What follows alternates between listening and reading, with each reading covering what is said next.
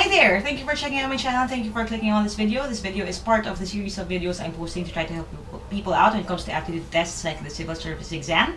And I know a lot of you already memorized this beginning spiel, pero hayaan nyo na for the benefit of those who just came into our team just through this video. Let them know about this as well. So if you're not yet part of Team Laika, you can go to www.facebook.com/teamlaika.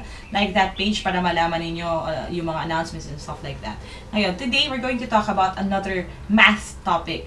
So wala pa akong video nito before. That is the reason why I'm making this right now. It wasn't also part of my series when I made review events last April, but on October, itong series na to, I'm going to try to include this.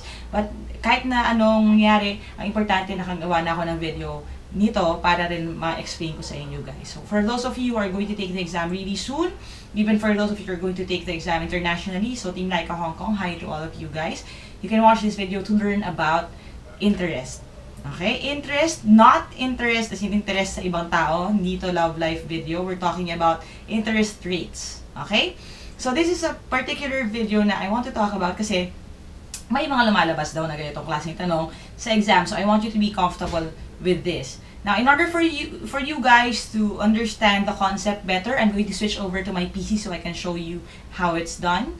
And we're going to do this right now. So just hold on and I'm going to switch there and then switch right back. Okay, so this is yung lecture natin on investments and interest. So part 1, let me just show you the interest table.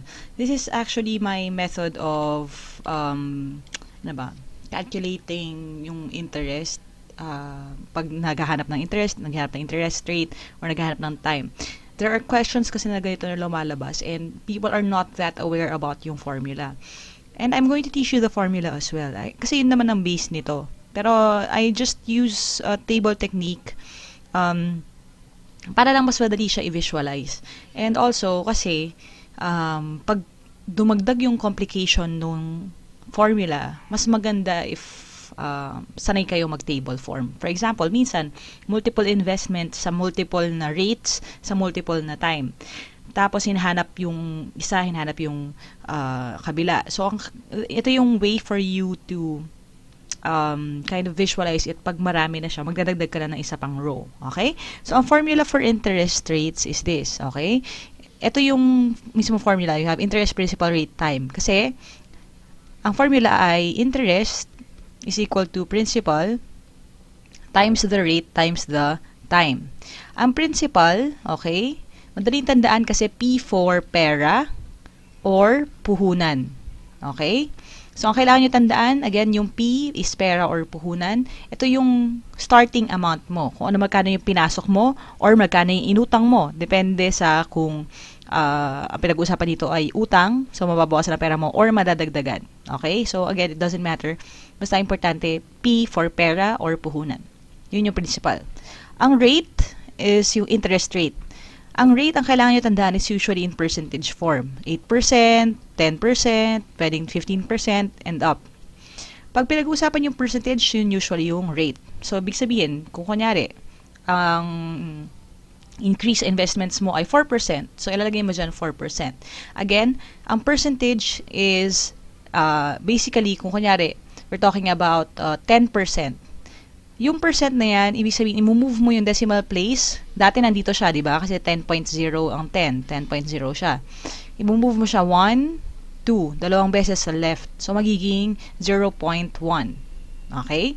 So, if you are not that confident about percentages, there should be a card appearing dito sa bandang taas. Kung merong eye dyan, i-click nyo lang yan. There will be a link to my percentage series. So, you can watch those. Watch all of them para maintindihan nyo kung paano work with percentages. Kasi kung hindi nyo yun alam, medyo mahirapan kayo dito kasi we're talking about percentages pagdating sa interest rate. Okay? Yung time naman is T. Siya yung T. I-multiply mo rin yung time. Ang time is, kunyari, kung ilang taon. Again, kung ang number of years na binigay ay 1 year, okay, 1 ang ilalagay nyo. Kung 2 years, 2. Kung sasabihin naman na 6 months, ang 6 months ay kalahati ng isang taon, so 0.5. Okay? Or kung sasabihin naman 9 months. So 9 months out of 12. So again, it's still a decimal. Okay? It will be a decimal kasi kulang siya sa isang taon. Okay? So 1.5 years, 1.5. Okay? 1 year and 3 months is 1.25. You get the point. Okay? So, ano ibig sabihin nun? Kung kunyari, naghahanap ng interest, okay, at ang binigay sa inyo, kunyari, ang pinasok mong pera ay 10,000, okay, ang rate ng interest daw is 10%, okay, and then ang time ay 1 year. In order for you to get the interest, ang gagawin mo lang ay multiply mo yung principal rate at time. So, 10,000 times 10% or 0.1 times 1. Okay? Ako, ang ginagawa ko usually dahil we're talking about pera naman lagi pag principal, kung meron siyang extrang zero dyan, pwede mong i-cancel tong isang zero at kung ilan kasi yung i-cancel mo isang zero na zero dyan, yun yung number ng moves na pwede mong gawin dun sa decimal. Okay? So again, tanggal ako ng isang zero, which gives me 1 credit para i-move to the right. So magiging times 1 na lang siya instead of times 0.1. Para hindi lang siya masyadong mahirap. So meron ka lang 1,000 times 1 times 1. So identity property, that is just 1,000. Okay? Ngayon, bakit ko nilagay yung total dito? Kasi ang total money is basically the interest plus the principal. Okay, again ha. The total is equal to the interest plus the principal. So, 1,000 plus 10,000. The total would be 11,000. Yan, 11,000. 1,000 plus 10,000. Bakit ko nilagay yung total? Kasi may mga questions na ibibigay sa inyo, kunyari. At the end of the year, ito yung nakuha niya, ito yung pera niya. That is how you can get yung mga i-fill in mo sa table. So, I'll show you better dito sa sample problem natin. Okay?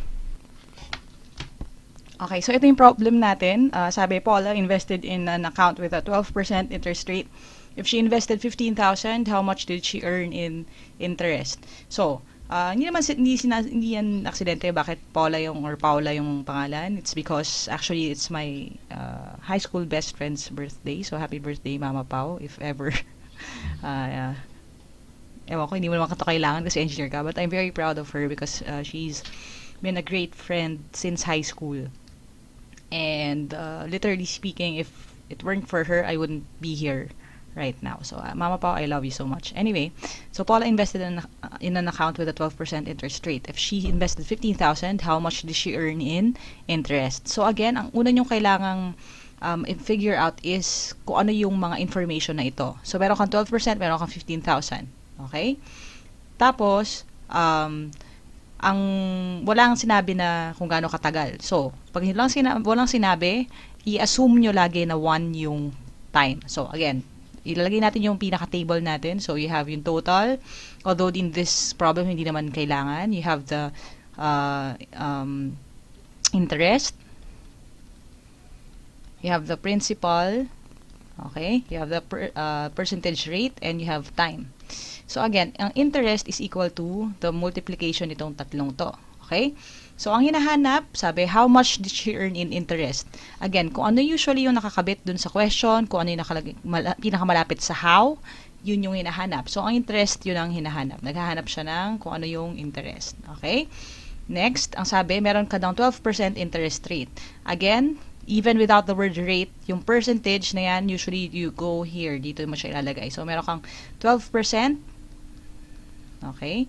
Again, yung time natin would be 1 kasi wala naman sinabi kung gaano katagal. I-assume natin na isang taon yan or isang buwan kung gaano karami yung kailangan para makuha mo yung 12% interest rate. And then you have yung principal na pera. Pag sabi principal, ibig sabihin, again, puhunan. Ang invest niya ay 15,000. So, dito natin siya ilalagay. 15,000. So, ang x ay basically imumultiply mo lang to lahat. So, you have x is equal to 15,000 times 12%. Again, move mo yung decimal place 1, 2, dalawang beses. So, you have 0.12 times 1. Okay? So, you have x is equal to 15,000. Again, para i-move mo natin itong dalawang decimal place na to para maging 12 siya at hindi natin problemahin yung decimal, magkukuha tayo dito ng dalawang 0. Okay? 1, 2. Yan. Isipin nyo siya parang token sa Tom's World. Tinanggal natin siya doon para ma-move siya doon. So, you have 150 times 12 times 1. So, it's not that hindi na siya ganun ka nakaka-nervyos kasi nabawasan na yung 0, nabawasan na yung decimal. So, ang gagawin lang natin is 150 times 12 kasi times 1 naman yun. Hindi pwede natin i-disregard. Okay, now, there are ways for you to do this. You can do yung long cut kung gusto niyo. So, 150 times 12 or I suggest 15 times 12 mo na lang, idagdag mo na lang 0 sa dulo. Or, what I do, which is actually a good way for you to do mental math is this. I know na ang 15, okay, times 2 yan ay 30. Okay? Ang kailangan ko ay times 12.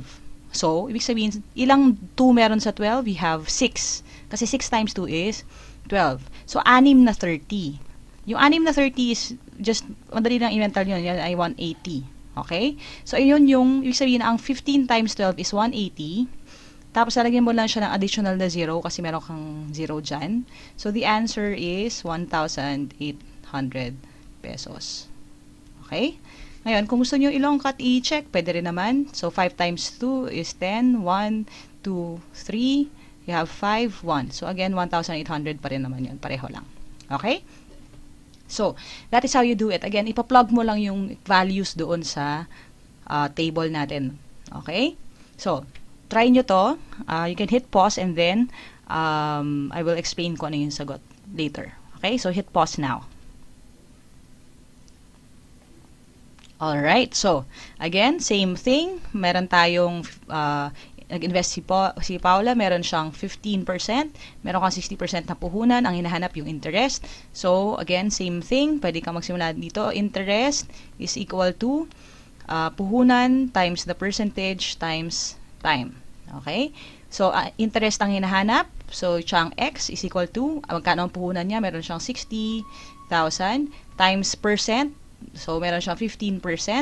Times time. So, sabi nga natin, wala naman sinabi, malamang 1 lang yan.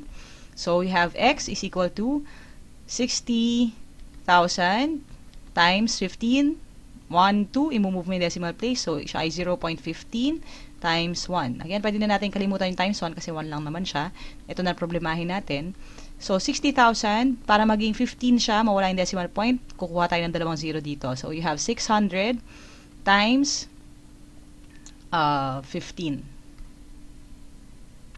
Okay? So, 600 times 15. Ang gagawin na lang natin is 15 times 6. Okay?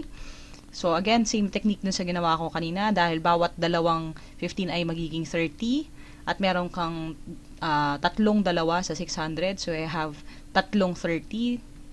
So, it's 90. Plus, yung kung ilang 0 meron nang natitira. So, you have dalawa pang 0 dyan. So, the answer is 9,000 pesos. Okay? Another way for you to do this would be, again, there should be a card that popped up to bring you yung dun sa percentage technique ko. Mas madali. If you think about it kasi, ito ang pinag-usapan lang natin is 60,000, okay, times 15%, okay? Eh, dahil ang 15% ay 10% at 5%, at ang 10% ay i-move mo lang decimal place ng isang beses, you have 6,000 here, okay? At dahil ang 5 ay kalahati ng 10, you have kalahati ng 6,000 which is 3,000. Mental math lang, kayang-kaya nyo makarating sa 9,000 pesos. Same lang naman yung sagot. Okay? So, whether long cut o hindi, kayong mamili, basta importante, pare-pareho tayo ng sagot sa dulo. Okay? Now, here's another variation ng tanong. Okay? Here, sabi naman, Mitch wants to earn at least 7,500 in a year. If she plans to invest in a bank with a 5% interest rate, how much should she deposit? So, again, hindi rin aksidente yung pangalan. One of my ates, actually, that we owe a lot to dito sa Team Laika dahil siya ang isa sa mga pasimuno nito at siya talaga yung nag-share sa akin hanggang ngayon. Si Ate Mitch just had her birthday. So, Ate Mitch, happy birthday. Nakakatuwa kasi my best friend from high school, my best friend from after college, and my best friend from seminary, all of them had their birthdays within a few days of each other. So, sunod-sunod sila ng birthday. Kaya nakakatuwa kasi wala lang. A lot of my close friends were born out of Valentine's Day. Okay, so anyway, if you didn't get that joke, you can figure it out. Use math. Okay, so Mitch wants to earn at least 7,500 in a year. If she plans to invest in a bank with a 5% interest rate, how much should she deposit? Again, same pattern lang. So, meron kang interest is equal to the puhunan times the percentage times time. Okay? So, ang sabi, si Mitch daw wants to earn at least 7,500 in a year. Ang unang tanong, yung 7,500, puhunan ba siya o interest? Okay? Ang susi dyan is yung word na earn, or basically kung ano yung gusto niya madagdag sa pera niya. So, kung gusto niya madagdag yun sa pera niya, hindi yan puhunan. Kasi ang puhunan, yung original na pera niya na yun. Ang gusto niya kumita. So, gusto niya madagdagan ng pera niya ng 7,500. Ibig sabihin, dito mo ilalagay yung 7,500 is equal to P. Anong puhunan niya? Nakalagay ba? Hindi. Kasi nakalagay, how much should she deposit? So, again, ang puhunan yun yung pinapasok natin sa bangko para magkaroon ng interest. So, siya yung X. Okay? Tapos, times the percentage. Ang percentage natin, 5% interest rate. So, you have 5% here.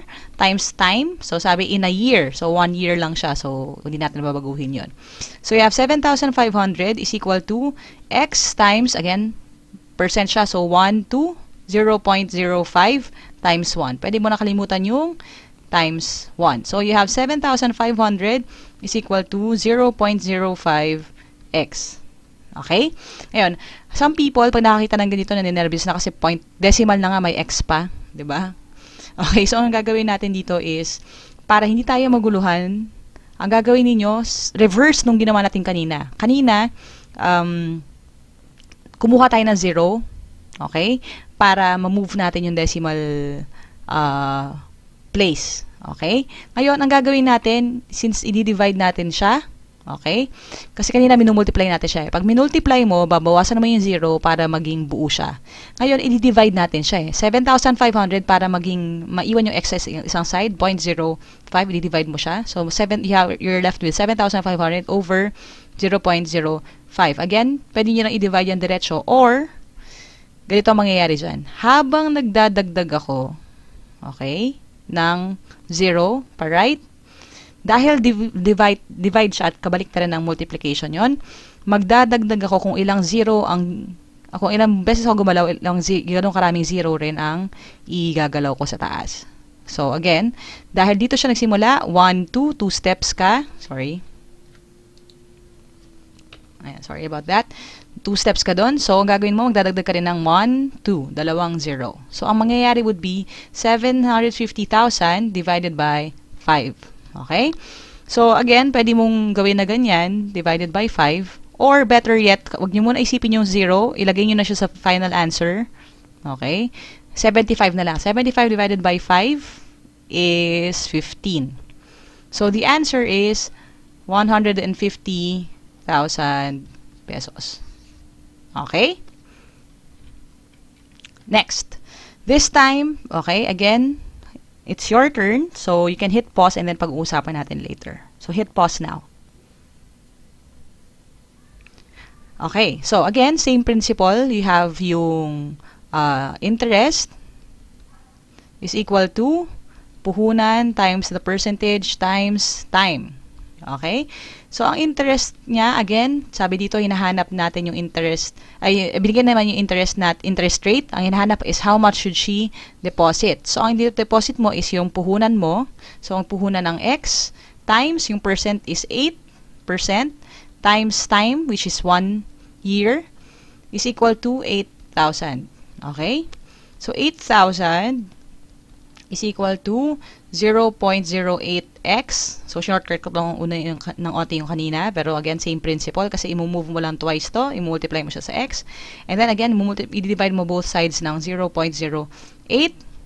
So, you have 88,000. Okay? Is equal to x. Dahil meron siyang dalawang decimal place.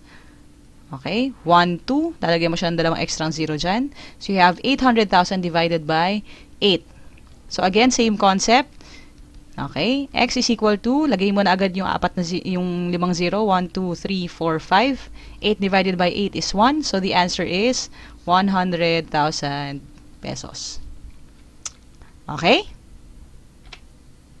Next, again. So, this is another name of ito yung friend ko from seminary. Hi, Ate Denden. Happy birthday and congratulations on your engagement. Just in case you watch this video. So, okay. So, Dini started the year with 30,000 in her investment account. If she ended the year with 34,500, what was the interest rate? Okay? So again, in this question, ang titingnan natin kung ano yung given. So you have 30,000 sa investment account niya. And then, naging 34,500. And then, ang hinahanap yung interest rate. Ngayon, isang taon lang ang nangyari kasi may nag-start siya ng year and then she ended the same year. Ibig sabihin, ang year niya is 1. So, lagay natin yung table natin. Same lang kanina. Interest is equal to puhunan times percentage times time. Okay? But, again, so you have, ang puhunan niya is 30,000 times percentage, which is hinahanap natin. So, siya yung X, right? What is the interest rate?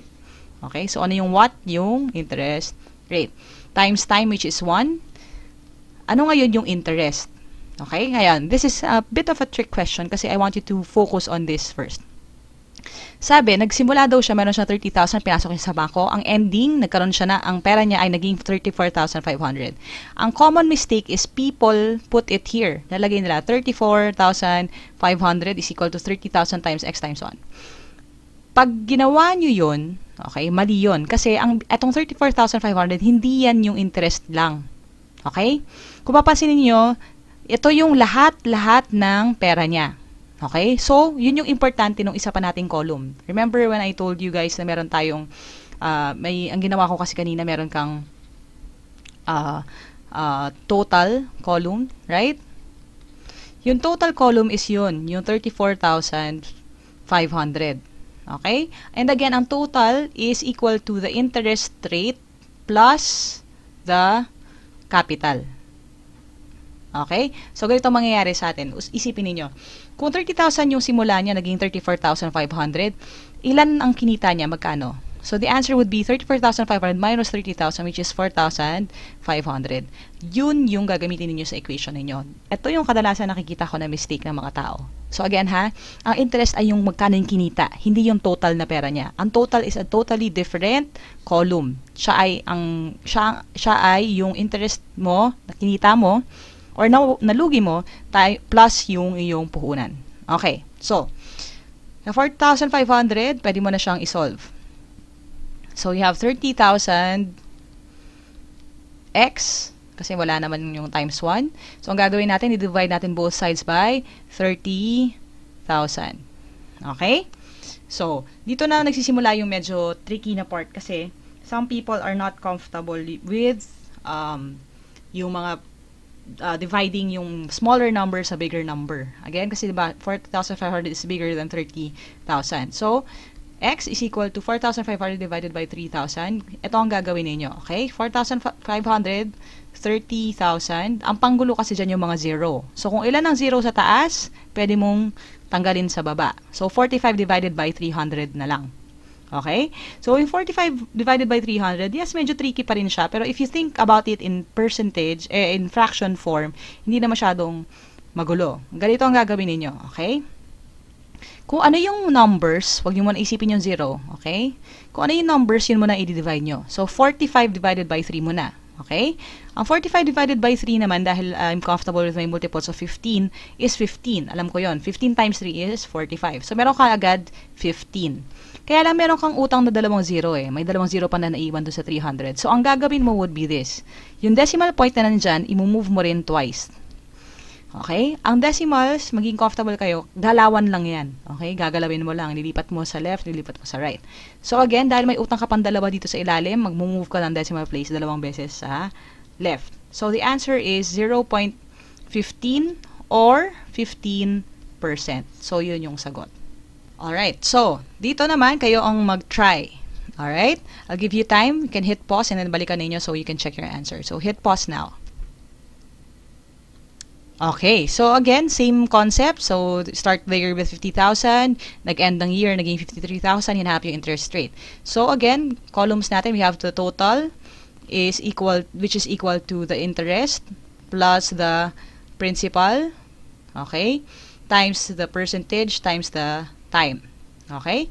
So, ang total daw, ang total niya, she ended the year with 53,000 pesos. Nagsimula siya with 50,000 pesos. Okay? Ngayon, kung nagsimula siya sa 50, naging 53, magkano ang interest? Magkano kinita niya? Again, it's 53 minus 50, so you have 3,000. 3,000. And then you can proceed with the formula. Ang percentage natin nawawala. So, siya yung x times time, which is just 1 year. Okay? So, you have 3,000 divided is equal to 50,000 x. I-divide mo lang both sides by 50,000. Okay? Lalabas yung x. Again, you can cancel kung gaano karami yung 0 para hindi ka masyadong maten. So, mayroon siyang extra 3 doon. Tanggalin natin yung 3 dito. So, you have, you just basically have 3, okay, over 5, 0.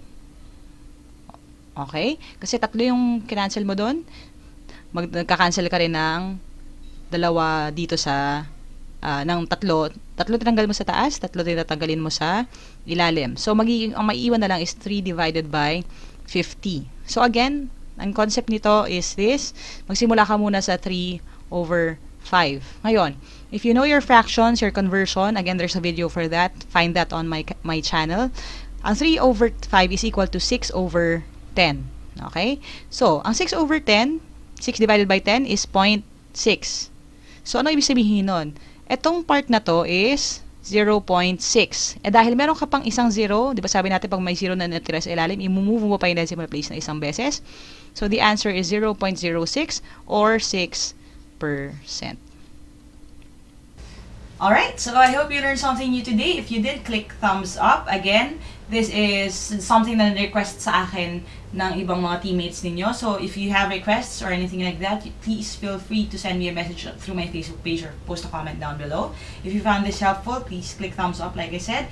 That is my way of finding out kung anong klase mga topics yung na-enjoy ninyo or gusto ninyo pang pag-usapan ko even more. So again, I hope you pass your exam, whatever you're going to take next. And if you want to catch up and see all of the other videos I already posted, you can click right here. Ang dami na nun, so those are for free. You can watch them here. You can also click right here, subscribe to this channel because there is a series of other videos I'm working on na ipopost ko really soon. If you want to know as soon as that posts, you can click right here para malaman ninyo, makakuha kayo ng notification so you can start learning right away. Thanks guys, God bless, and happy learning. Kaya nyo yan. Aja, aja.